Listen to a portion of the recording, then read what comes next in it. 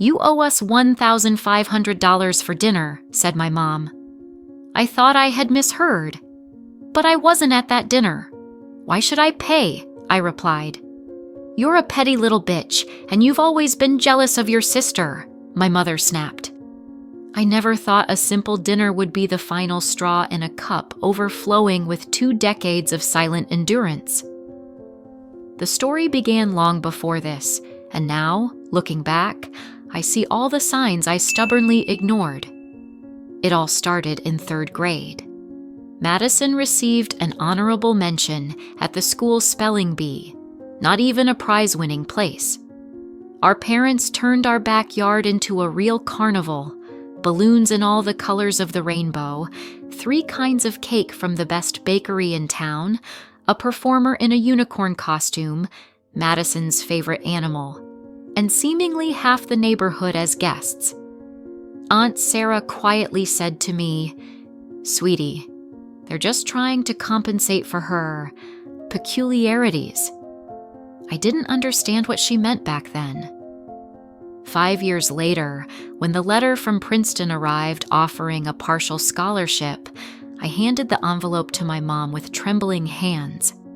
She read through it while preparing dinner for Madison, a special gluten-free diet, her whim of the week. Not bad," she muttered, turning the chicken. "But you understand, we can't help with the remaining expenses. Madison needs new horseback riding lessons. The doctor said it would help with her concentration." I nodded, swallowing tears, and went to fill out an application for an extra job at the library. Madison's high school graduation was special.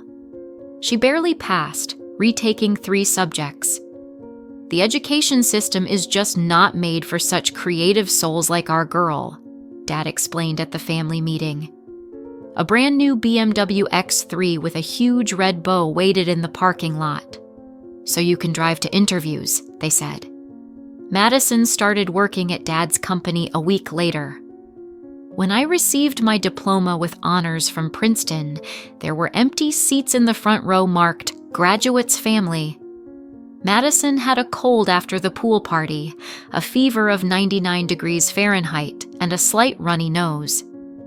"You understand, she's so fragile," Mom explained over the phone. "And you've always been so strong, so independent." I looked at my trembling hands clutching the red honors cord and thought about how independence wasn't a choice, but a necessity when you are constantly left alone. Every attempt to discuss this imbalance ended the same way. "You're just jealous of your sister. You've always been self-sufficient. We love both of you equally.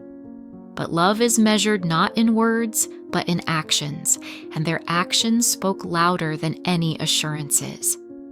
Invitations to family events came as if by accident. "Oh, did we not tell you about Dad's birthday?" "No." "Well, if you can make it, come by 7. My Christmas gifts I found already unwrapped. Madison couldn't wait. You know how impatient she is. My birthday was hastily celebrated with pizza and a store-bought cake, while Madison's birthdays turned into week-long festivals with delicacies ordered from other cities and specially hired photographers. And now this dinner. A dinner I wasn't even properly invited to, but for which payment is demanded. How symbolic. Financial requests started back in school. Although I worked 3 jobs to pay for my studies, my parents called in emergencies. "Madison needs a new laptop. She crashed her car, repairs are expensive, you can help, you're part of the family." They reminded me that I had a job, scholarships, extra funds. I sent the last of what I had, surviving on cheap noodles for weeks while watching Madison's posts from restaurants and shopping malls. After college, requests only increased. "Can you help with her car insurance? Contribute to our anniversary gift? Pay off her credit card?" Every request was accompanied by guilt. Refusal meant I didn't care. Last month, I was promoted to director of marketing, the youngest in the company's history. Excited, I drove home. My parents said they were tired and couldn't celebrate my success with me and that I should go. My eyes sharply focused. I carefully placed the champagne bottle on the edge of their table, turned around, and left without a word. My fingers trembled on the steering wheel the whole way home, tears blurring the road ahead, but I didn't stop. I just needed the safety of my apartment, the only place in the world that truly belonged to me. The knock on the door the next day wasn't a surprise, but the reason my parents stood in the hallway still shocked me. They didn't look guilty. Their faces bore the same expression they always did when they were about to ask for money. My stomach clenched. The atmosphere between us was heavy, thick with words left unsaid. The bill came to $6,000, Dad stated categorically as soon as I let them in. His voice was the same as years ago when, during my college finals, he called and said, "Madison needs $3,000 for study abroad. Your share is $2,500. I froze, confident I'd misheard. My share? I wasn't even at that table. You were invited, Mom interjected, crossing her arms. We booked a table for the whole family, including you. But yesterday you said you didn't expect me to come." My voice was steady, but inside a storm was already brewing. "That's irrelevant," Dad waved off.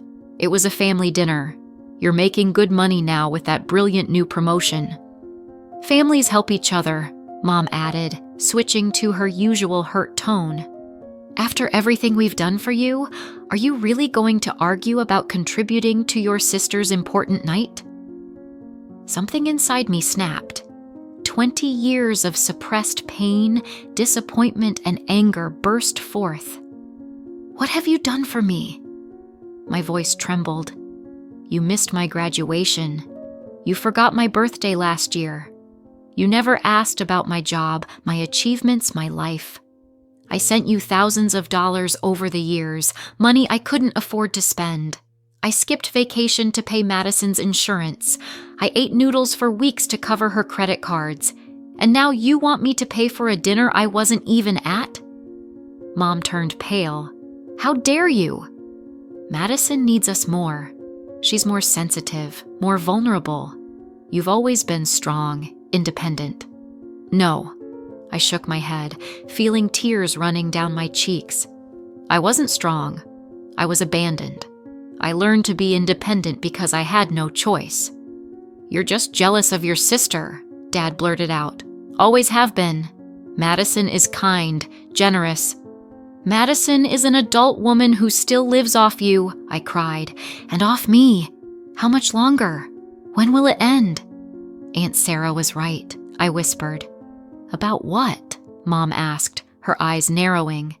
"She told me last Christmas that you'd never change, that Madison would always be your little princess, and I'd be the ATM. "Ashley told you this?" Dad looked shocked. "No, Aunt Sarah. Ashley's too busy enabling all of you." I took out my checkbook, hands shaking. "Here." I wrote a check for $6,000. "This is the last money you'll ever get from me. I'm done." "What do you mean, done?" Mom looked confused, as if she couldn't understand simple words. "I mean I've had enough. No more money, no more emergencies, no more family obligations. I'm leaving." "You can't just walk away from family," Dad objected. "Why not?"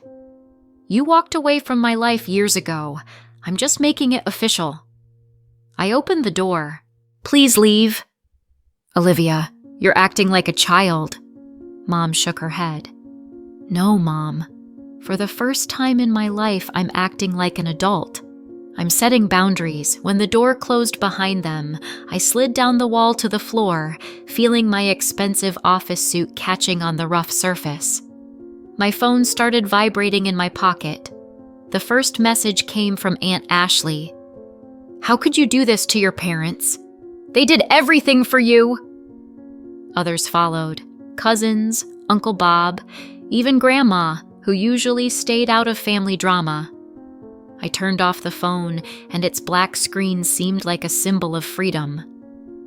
The apartment was deafeningly quiet, broken only by the ticking of the vintage clock. The only thing I inherited from Grandpa. The only person who ever saw the real me. "You're stronger than you think, little one," he often said. Now, for the first time in a long while, I felt he was right. The next morning, I woke up feeling weightless, as if I'd dropped a heavy backpack I'd been carrying my whole life. I turned on my phone. 47 missed calls, 89 messages. Among them was a voice message from Madison, recorded at 3 a.m., surely after another party on our parents' dime. I deleted everything without listening or reading, imagining each screen touch, breaking the invisible threads that tied me to the past. Opening my work email, I decisively wrote a vacation request. 2 weeks that I'd been putting off for years, always finding reasons. Either Madison needed money for photography courses, which she quit after a week, or Mom accidentally exceeded her credit limit, or Dad's car needed urgent repairs, though he'd just bought a new golf set.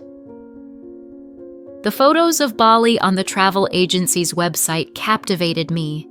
Emerald rice terraces, ancient temples, turquoise ocean. A place I'd dreamed of since seeing the documentary in high school. Then Madison threw a tantrum over needing a new graduation dress, and my travel savings went toward a silk creation from a famous designer, which she wore only once. Young travel agent Emily listened to my story with genuine interest. "Traveling alone?" she asked, and there wasn't a hint of pity in her voice, only respect. "Yes," I smiled, feeling something new, fresh, real blooming inside. "And you know what? It's exactly what I need." The letter from Madison came exactly 1 month after I returned from Bali, tanned and peaceful. She wrote in her signature style of victim of circumstances. "Mom doesn't sleep at night, cries, 'You broke her heart. How can you be so selfish? Family is the most important thing." And then, as if by the way, in the postscript, "By the way, I need $20,000 for a new Tesla. You know how important ecology is." I smirked and hit delete. Everything changed over the year. I bought a cozy apartment in the historic center, small but mine. I got a ginger cat named Freedom, who greeted me with demanding meows in the evenings.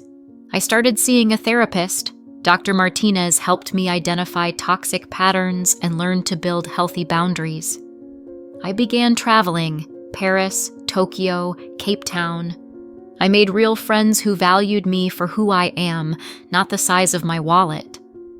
I learned to say a firm no without unbearable guilt and sleepless nights. And most importantly, I finally started living for myself, and it turned out to be the best decision of my life. Did you like the story? Write your opinion in the comments. Don't forget to subscribe to the channel and turn on notifications so you don't miss the next interesting story. See you tomorrow.